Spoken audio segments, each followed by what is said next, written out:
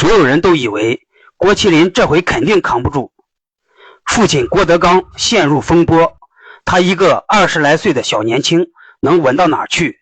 可那天记者堵在酒店门口，他第一句话就让所有人闭了嘴。那天他收工回酒店都凌晨1点多了，一群记者堵在门口，问题一个比一个狠。你爸的事儿你咋看？德云社这个单位会不会完？你退不退出？换哪个小年轻？要么慌神，要么来气，要么来气，要么当场哭。可郭麒麟站那儿没躲，没急，没甩脸子，他先微微鞠了个躬，说：谢谢各位老师，这么晚还等着，我爸的事有法律管，有部门管，我掺和不上，我能做的就是把自己手里活干好，别给他丢人。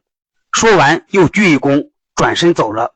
就这几十秒，全场都静了，没人瞅见他转身时候揣兜里那只手一直在抖。他不是不怕，是怕，但没跑。第二天视频传网上，评论区风向变了，原先等着瞧笑话的人开始说同一句话：这孩子比他爸稳。您品品，比他爸稳4个字看着轻，其实比啥都重。郭麒麟凭啥稳？这得从小时候说起。郭麒麟1996年出生在天津，本名郭麒麟。6岁前基本跟着爷爷奶奶过，和父亲见面很少。后来父亲再婚，继母王慧对他特别好，让他重新有了完整的家。15岁那年，他拜于谦为师，正式进了德云社。郭德纲没因为他小就惯着，反而管得更狠，每天早起练功，背贯口，错一个字就得重来。后台扫地、擦桌子、搬道具，啥活都得干。见着长辈必须问好，接东西必须俩手。有一回他贪玩误了练功，郭德纲罚他站墙角，一站就是小半天。有人劝郭德纲，孩子还小，别太狠。郭德纲说：我今儿不管他，明儿社会就会替我管。您听听这话多硬。可就是这些硬规矩，把郭麒麟的性子一点点磨出来了。他爸出事第3天，郭麒麟没有躲起来，也没有发声明解释，他照常去片场拍戏。那天全组人都盯着他，想看他状态怎么样。结果他第一个到，比平时还早，到了先给导演鞠躬，给摄影老师问好，场务大哥递来的凳子，他2只手接过去。一整天拍戏，他状态稳得吓人。有一场情绪戏，导演故意让他重来了7、8遍，他没一句怨言，每遍都认认真真演。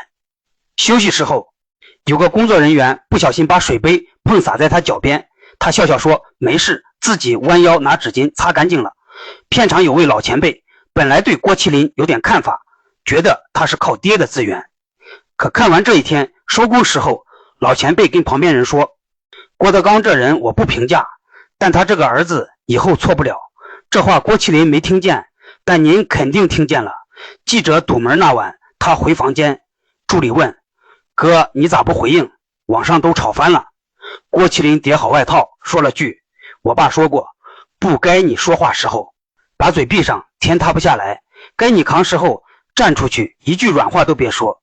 说白了，郭麒麟的稳不是装出来的，是从小在后台扫地、端茶挨罚，一句规矩一句教，慢慢刻进骨子里的。咱们看明星总爱看热闹，可热闹背后真正让人记住的，还是一个人在最难的时候有没有站直了。做人的分寸得从小练。他爸当年没翻完的那本《中国人的规矩》，他翻烂了，如今他爸在补课，儿子已经把卷交了。这就是规矩，也是一个人最大的底气。说句掏心窝的话，人这一辈子顺的时候看不出啥，难的时候才能看出骨头硬不硬。郭麒麟用20多年的规矩给自己攒下一样东西，叫体面。体面不是穿多贵，是风浪来了你还能站直了说话。愿咱们也能学他3分，不慌不跑也不丢人。如果你也喜欢明星故事，关注我，下集更精彩。